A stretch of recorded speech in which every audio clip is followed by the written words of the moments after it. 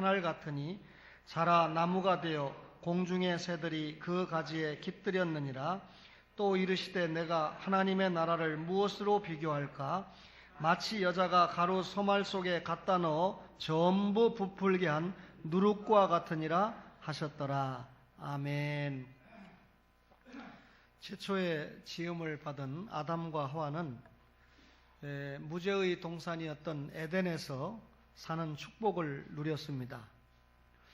근데 이 축복을 선용하지 못하고 하나님의 말씀에 불순종해서 그만 하나님을 떠난 삶을 살게 되었습니다. 하나님을 떠난 삶의 결과는 뭐죠? 영원한 죄값으로 말미암아 사망인데, 이 죄로 말미암아 아담에게 곧바로 찾아온 것은 불안과 초조였습니다. 그래서 하나님의 낯을 피하여 불안에 떠는 그런 죄의 시조가 되고 말았는데, 아담의 후손인 여러분과 저도 오늘 비록 우리가 구원받은 하나님의 자녀지만 여러 가지 불안의 요소 속에 허덕이면서 살고 있습니다. 그 가운데 가장 큰 불안이 사람이라고 하면 예외 없이 죽음이라고 하는 것에 대한 불안을 가지고 살고 있습니다. 오늘 이 성경을 참고해 보면 겨자씨와 누룩의 불안을 생각해 볼 수 있는데, 겨자씨는 여러분들이 잘 아시는 것처럼 모든 씨앗보다도 가장 작은 씨앗을 비교할 때 이거 겨자씨다, 겨자씨만한 작은 것이다, 이렇게 비유를 합니다. 또 성경에서 누룩을 언급을 할 때 누룩은 발효된 가루를 반죽한 덩어리에서 조금 떼어난 부분을 이 누룩이라고 말하는데, 이 누룩이 빵을 발효시킬 때 사용되는 효모 아닙니까? 그런데 이 누룩을 한 줌의 누룩이라고 해도 그 누룩 자체는 대단히 미미한 별 볼 일 없는 것에 비유가 됩니다. 그렇다면 겨자씨 불안, 누룩의 불안, 무슨 말일까요? 소유한 것이 너무 적은 것 때문에 오는 불안입니다. 나는 가진 물질이 적다. 내가 소유하고 있는 힘도 너무나 약하다. 나는 지식도 가진 것이 별로 없다.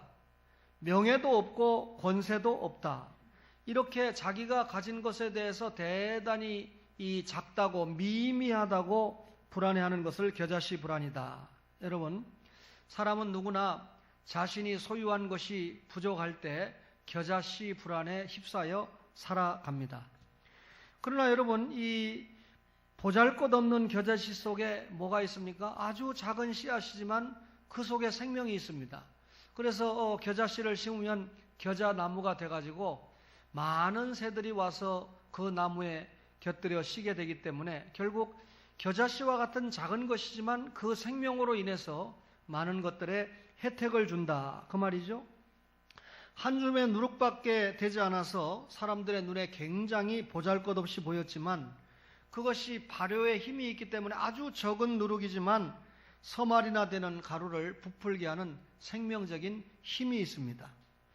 사람이 보잘것없는 인생이다 이렇게 보이지만 적어도 예수님을 만나고 예수님을 믿어서 예수님께 접붙임이 되었을 때 가치 없는 인생이 가치가 있는 인생으로 바뀝니다. 그래서 여러분, 예수를 믿는 여러분과 저는 천하보다 귀한 존재이지 않습니까? 하나님께서 우리를 얼마나 귀하게 보셨으면 자기 아들의 목숨을 내어놓고 우리를 구했겠습니까? 사랑하는 자기 아들 예수님을 십자가에 내어놓고 우리를 구원하셨기 때문에 여러분과 저가 결국 예수 믿고 구원받았다는 사실은 천하보다 보배로운 귀중한 존재가 되었다, 그 말이죠. 겨자씨 속에 생명이 있고 누룩이 부풀게 하는 생명이 있는 것처럼 예수 안에 생명이 있기 때문에 그 예수 그리스도를 믿는 여러분과 저에게 여러분 죽지만 사는, 그리고 예수 안에서 능력자로 변해갈 수 있는 겁니다. 요즘 흙수저, 금수저라고 하는 말이 참 유행인 것 같습니다. 내가 어떤 집안에서 태어났느냐, 내가 가진 것이 무엇이냐, 내가 또 어떤 줄에 서 있느냐, 물론 그거 가볍지 않고 중요합니다. 그러나 사실 여러분과 저에게 귀중한 것은 내 속에 예수 그리스도가 계신가, 또 그 예수 그리스도를 따라가는 삶을 살고 있는가. 흙수저, 금수저가 중요한 것이 아니라 예수 그리스도가 그 속에 있으면 그 생명적인 힘을 통해서 하나님을 잘 섬기고 부모님을 공경하고 살인하지 않고 간음하지 않고 도둑질하지 않고 거짓 증거하지 않고 이웃의 것을 탐하지 않는 그런 삶을 살아갈 수 있다는 것이죠. 길이요 진리요 생명이신 예수님이 내 속에 계시면 우리의 가는 방향과 걸음이 달라질 수밖에 없습니다. 우리가 예수님을 믿는 믿음을 이야기할 때 구원 얻는 믿음이 있고 생활하는 믿음이 있지 않습니까? 이 구원 얻는 믿음을 이야기할 때 절대 이 구원 얻는 믿음이 크고 작은 것이 없습니다. 어떤 사람은 예수님을 믿는 믿음이 너무 크기 때문에 구원을 받고 또 예수님을 믿는 믿음이 너무 적기 때문에 구원을 못 받는다 이렇게 말할 수 없습니다.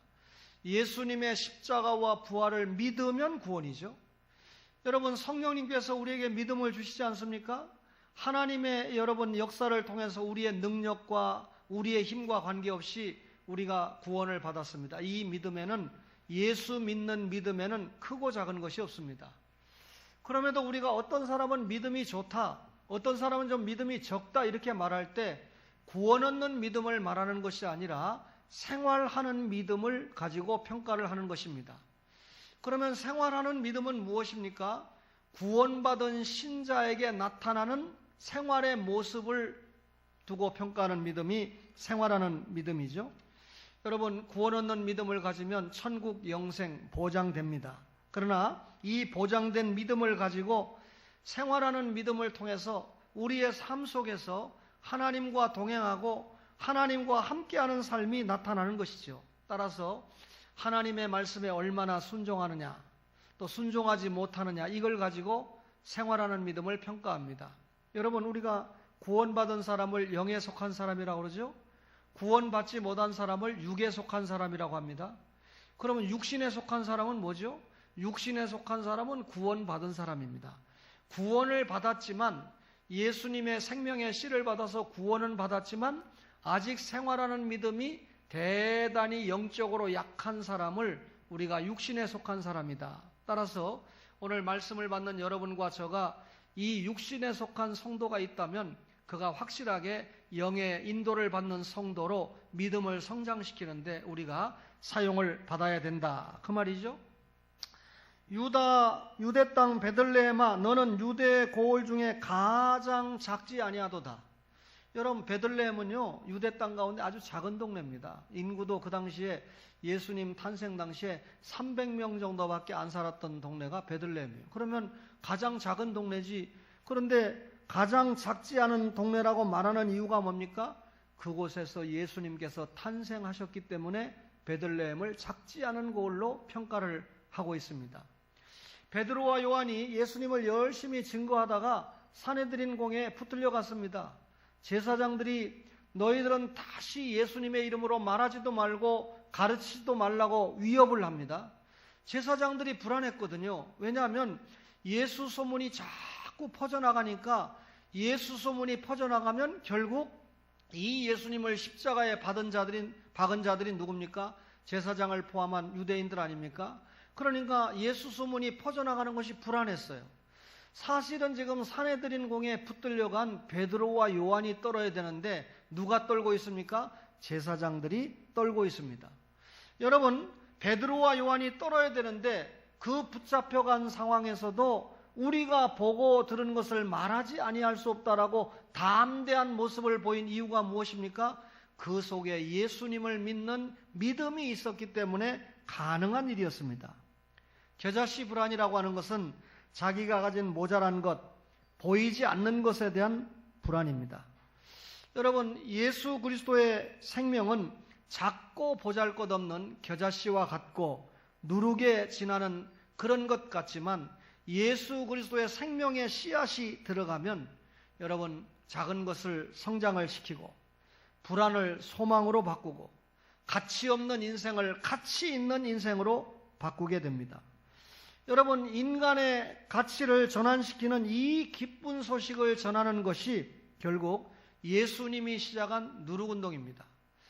이 예루살렘부터 시작한 작은 운동이었지만 이 운동이 로마를 적시고 독일을 적시고 영국을 적시고 미국을 적시고 한국을 적시고 지금은 세계 5대양 6대주에 복음이 들어가지 않은 곳이 없다고 말할 만큼 예수 운동이 확산이 됐습니다.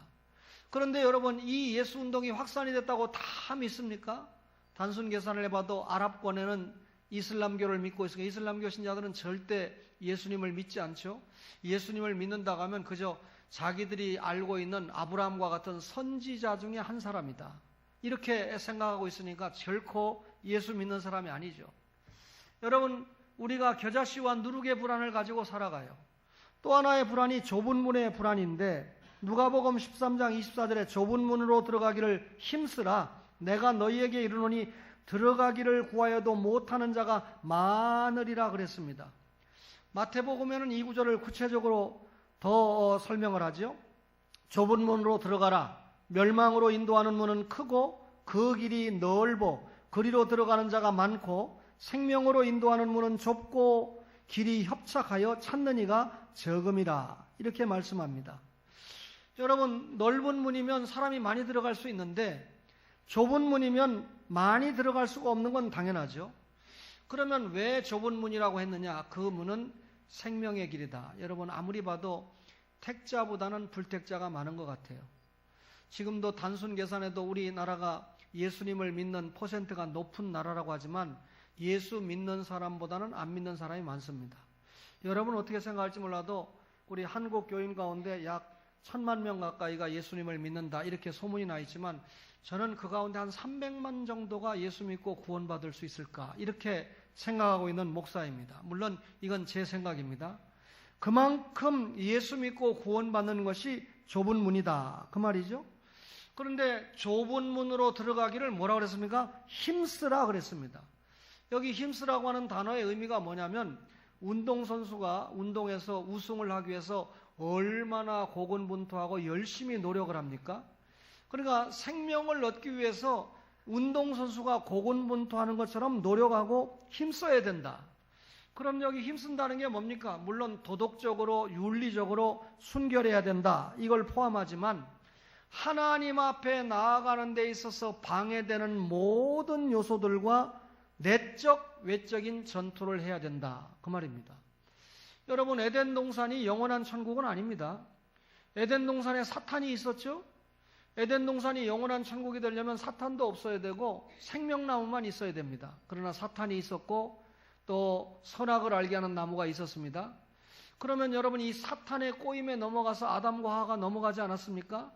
그래서 여러분, 도리 없이 하나님께서 영원전 계획인 여자의 후손이라고 하는 카드를 내놓지 않았습니까? 예수 보혈을 믿고 구원받고 하나님의 나라 일꾼으로 복귀하는 것인데, 그때 하나님께서 사람과 사탄의 관계는 영원한 원수의 관계로 규정을 하셨습니다.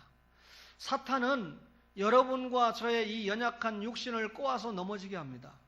사탄이 세상의 환경을 통해서 우리를 넘어지게 합니다. 사탄이 여러 가지 요소를 통해서 우리에게 전쟁을 걸어오죠. 하나님의 자녀인 여러분과 저는 이 사탄과 부득불 전쟁할 수밖에 없습니다. 그렇죠? 여러분, 힘쓴다, 이 말은 영적인 싸움을 계속해서 할 수밖에 없다, 그 말입니다. 좁은 문은 멸망으로 인도하는 문이 아닙니다. 이 문은 생명으로 인도하는 문인데, 여러분, 이 문을 예수님이 요한복음 10장 8절에 나는 양의 문이다, 성도들의 문이다, 이렇게 설명하지 않습니까? 이 문을 들어가기 원하는 자들은 참 많습니다. 교회 안 나와도 자기 아버지가 예수 믿으면 나도 아버지 백으로 이 문을 들어갈 수 있을까 희망하는 사람들이 참 많습니다. 그런데 말 그대로 이 생명의 문, 예수의 문은 좁은 문이기 때문에 그 문에 들어가도록 힘써야 되는데, 문이 넓으면 아무나 예수 믿고 구원받으면 좋겠는데 그렇지 않기 때문에 좁은 문의 불안이 반드시 우리에게 있다는 거죠. 그러면 여러분과 저에게 좁은 문의 불안이라는 게 뭡니까? 여러분, 좁은 문으로 들어가려면 자기 등에 짊어지고 있는 모든 짐을 내려놔야 되죠. 여러분, 좁은 문, 나 하나 들어가기도 힘든 문인데 거기에 온갖 재물을 다 짊어지고 그 문을 통과할 때 통과가 되겠습니까? 결국 짐 내려놓고 가야 돼요. 수고하고 무거운 짐진 자들아 다 내게로 오라. 내가 너희를 쉬게 하리라. 수고하고 무거운 짐이 뭡니까? 율법의 짐입니다. 죄의 짐입니다. 그 죄의 짐은 율법의 값대로 사망이고 지옥이고 영원한 형벌입니다. 이거를 내려놓기 위해서 누구에게로 가야 됩니까? 내려놓고 다 내게로라. 예수님께 가야 됩니다. 그러면 예수님이 쉬게 한다. 결국 예수 그리스도라고 하는 좁은 문을 통과한 자에게는 영원한 생명, 영원한 구원, 영원한 천국이 부여된다. 그 말이죠. 좁은 문은 한 명밖에 못 들어갑니다. 여러분, 이 좁은 문 한 명밖에 못 들어간다 이 말은 신앙은 절대 대신해 줄 수 없다 그 말입니다. 여러분, 신목사는 신목사의 신앙으로 구원받고 신목사의 아내는 아내의 신앙으로 구원받는 거지, 남편이 믿음이 좋으니까 남편 백으로 아내가 자동으로 구원받거나 엄마가 믿음이 좋으니까 엄마의 믿음으로 자동으로 아들과 딸이 구원을 받는 것이 결코 아니다 그 말입니다. 따라서 이 좁은 문을 통과하기 위해서는 자기 짐을 내려놔야 됩니다. 자기 죄짐을 내려놓는 통로가 뭡니까? 회개라고 하는 통로죠. 그렇죠? 여러분, 좁은 문으로 들어가려고 그러면 성경 절대신앙을 가져야 돼요. 믿음은 들음에서, 들음은 그리스도의 말씀으로 말미암습니다. 교회 나와서 잘 몰라도 엄마 따라 아빠 따라 친구 따라 교회 나와서 자꾸 말씀을 듣다 보면 교회에서는 강단에서 이래봐도 저래봐도 예수님에 대한 말씀이에요. 예수 믿어야 구원입니다. 믿음을, 여러분, 예수님의 말씀을 들으면서 믿음이 생기니까 결국 좁은 문으로 들어갈 수 있는 거죠.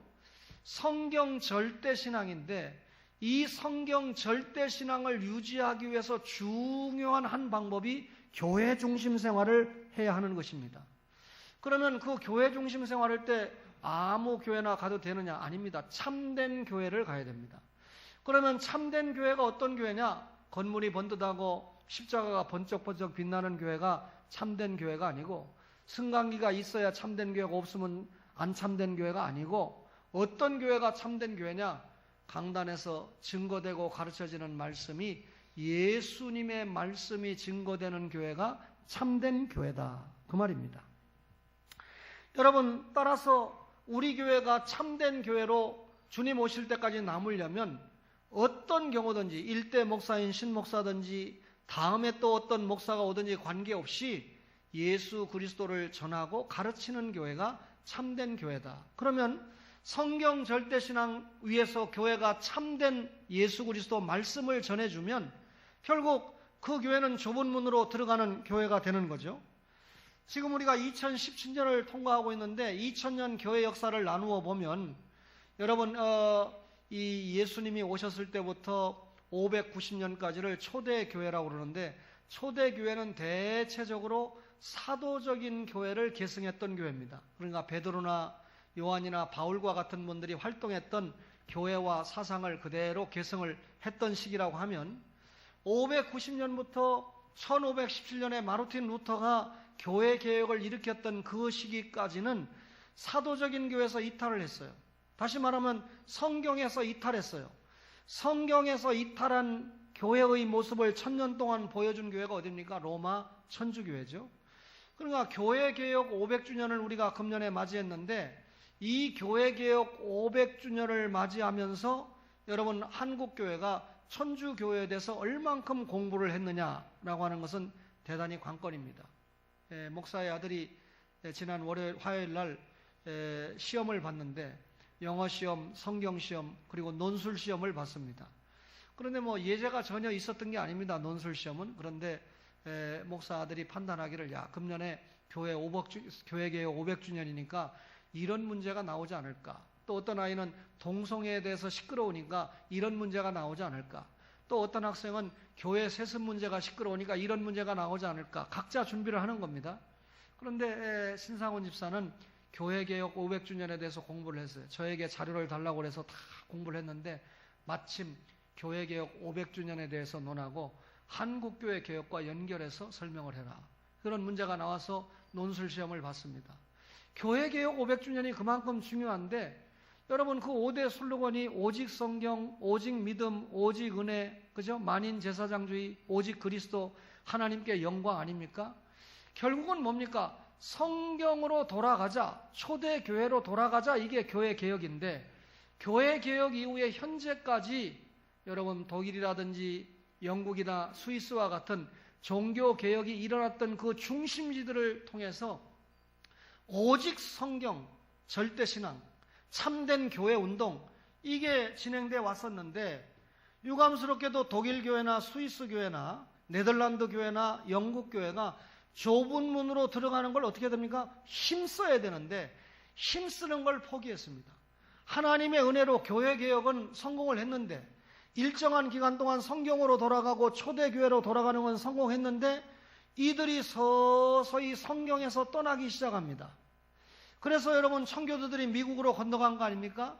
미국 교회가 여러분 청교도들이 세운 교회니까 정말 기가 막힌 교회인데 오늘날 미국의 이 성도들이 서서히 성경 절대신앙에서 떠나가고 있습니다.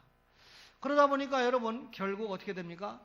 성경을 떠난 교회는 쇠퇴할 수밖에 없는 거죠. 지난번에도 말씀드렸지만 로버트 슐러 목사가 세계 최대 교회를 이루었다고 그랬는데 여러분 수정교회 여러분 결국 팔지 않았습니까? 없어지지 않았습니까? 세계 최고라고 했던 교회가 여러분 없어져 버리고 말았습니다.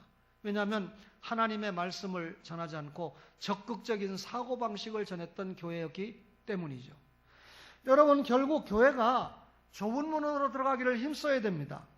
그런데 좁은 문으로 들어가는 것이 우리 죄짐을 내려놔야 되기 때문에 이 말씀을 통해서 우리가 철저하게 죄짐을 내려놓는 회개가 필요하기 때문에 늘 불안의 요소가 있죠.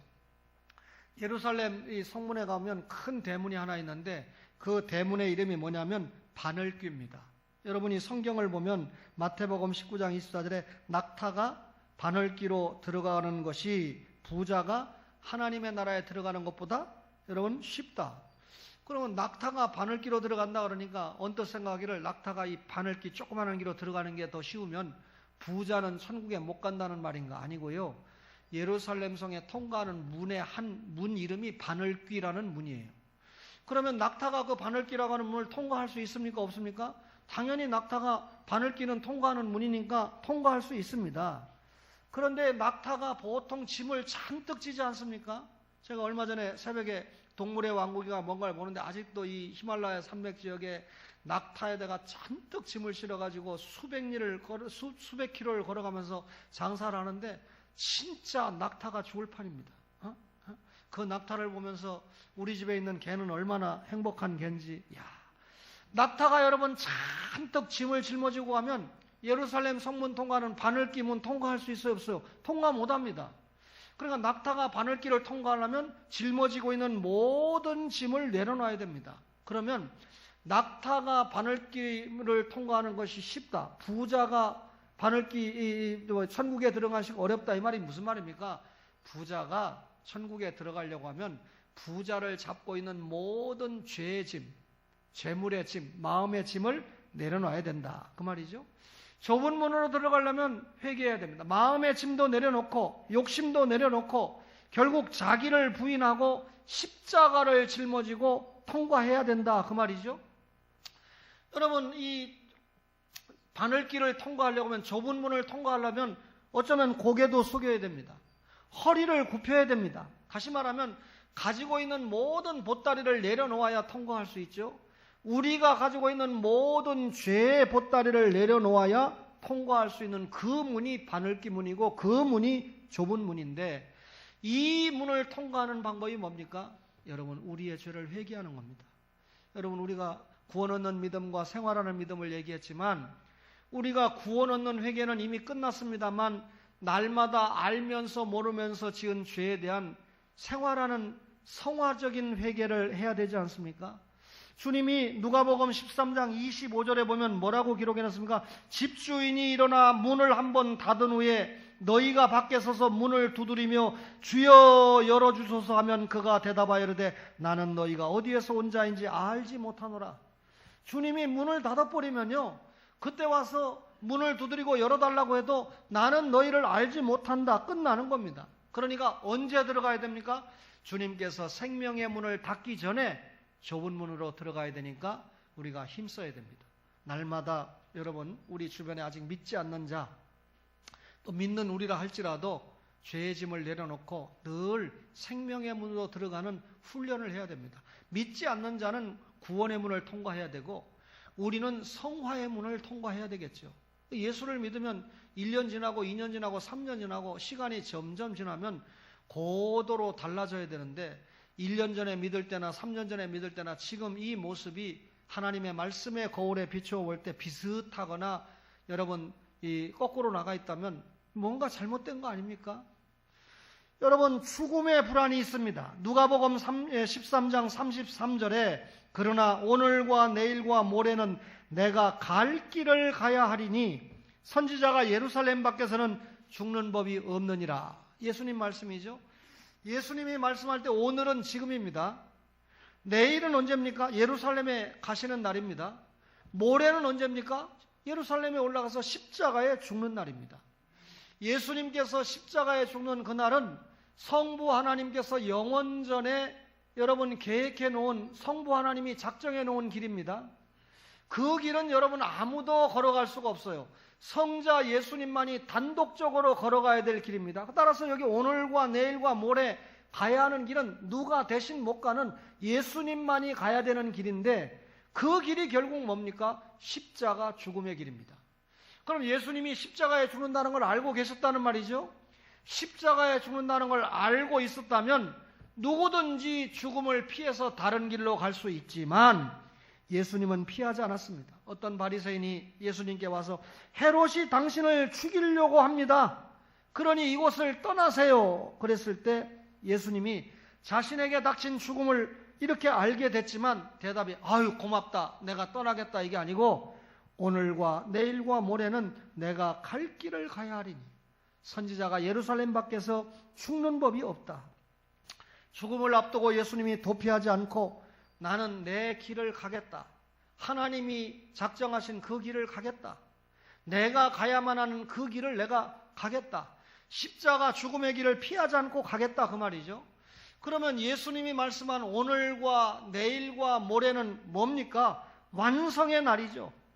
자신을 통해서 이루어져야 될 그 완성을 향해서 뚜벅뚜벅 걸어가겠다 그 말이죠.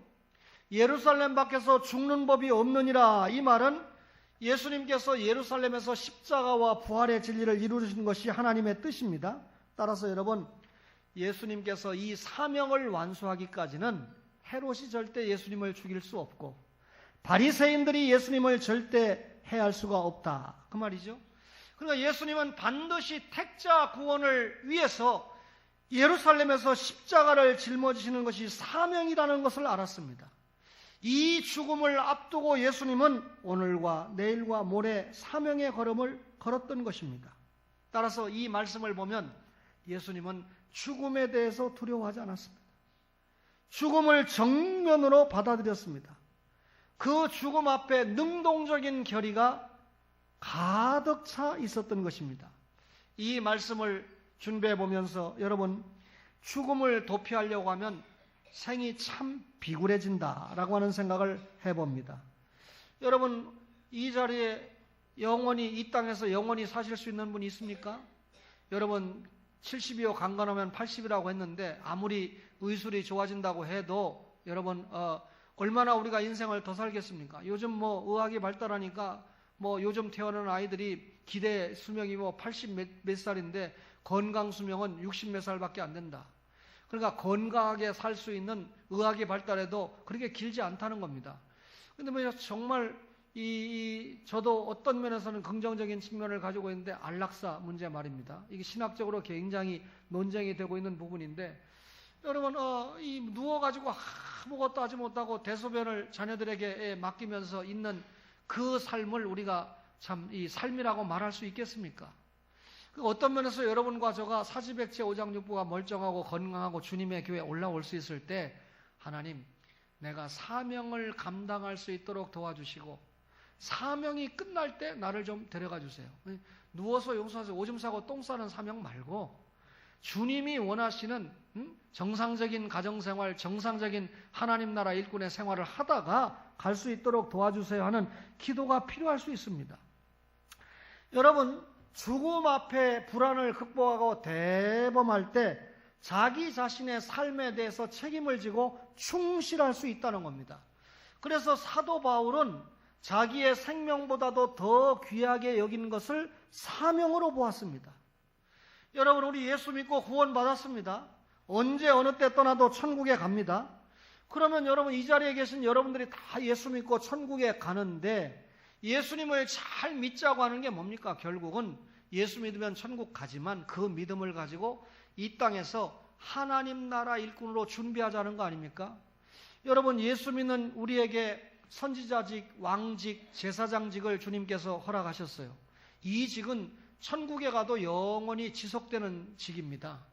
근데 여러분과 저가 천국에 가서 얻는 이 영원한 직을 이 지상에서 감당함으로 말미암아 천국에서 누리는 영원한 상급을 확실하게 준비하는데 그 중요한 방법이 성령 충만해서 은사를 활용해서 그리고 여러분 기독교 윤리를 실천하는 이 작은 자 하나에게 한 것이고 내게 한 거다라는 주님의 말씀을 생각하면서 하나님 나라 확장에 우리의 몸이 마음이 시간이 물질이 우리의 모든 것이 사용받을 수 있게 하는 것이 중요하다고 말씀하지 않았습니까? 분명히 우리 앞에 죽음이 기다리고 있습니다. 죽음이라고 하는 것은 우리의 영혼이 천국에 가는 교량의 역할에 불과할 뿐입니다. 예수에 대한 분명한 믿음은 죽음의 문제를 분명하고 확실하게 해결해 주었습니다. 따라서 예수 믿는 신자가 죽음의 문제가 되지 않는다. 여러분, 이 땅에서 죽음은 영원한 죽음이 아니고 뭡니까? 천국에 가서 영원히 사는 교량에 불과하다. 따라서 이 땅에서 우리의 영혼과 육신이 분리됐다라고 할 때 물론 주님이 지금 오시면 분리될 이유가 없습니다만 영혼과 육신이 분리됐다고 할 때 영혼은 천국에 가죠. 육신은 잠시 흙으로 만들어졌기 때문에 땅속에 묻혀 있다가 주님 오시는 그날의 부활을 해서 다시는 썩지 않고 병들지 않고 다시는 죽지 않는 영생체를 입고 천국에서 영원히 산다고 하는 진리가 기독교 외에 어떤 종교가 이런 진리를 말하고 있습니까? 그러니 이 진리를 여러분과 저가 믿고 이 자리에 있는 거 아닙니까? 그렇다면 죽음이 불안하지 않다는 거죠. 뭐가 불안합니까? 내 생이 끝나기 전에 하나님께서 나에게 원했던 일을 감당하지 못한 사명을 감당하지 못한 일에 대한 불안이 우리에게 있을 수 있다는 겁니다. 이런 그 불안을 생각을 한다면 나에게 주어진 일을 최선을 다해서 감당을 해야 되죠. 한 청년이 누님을 태우고 이 자리에 와서 앉아 있습니다. 집은 부천입니다. 물론 우리 교회 부천보다 조금 더 멀리에서 오시는 분들도 계시지만 그 어머니와 아버지가 신학교에서 저를 통해서 공부했습니다. 여러분 아시다시피.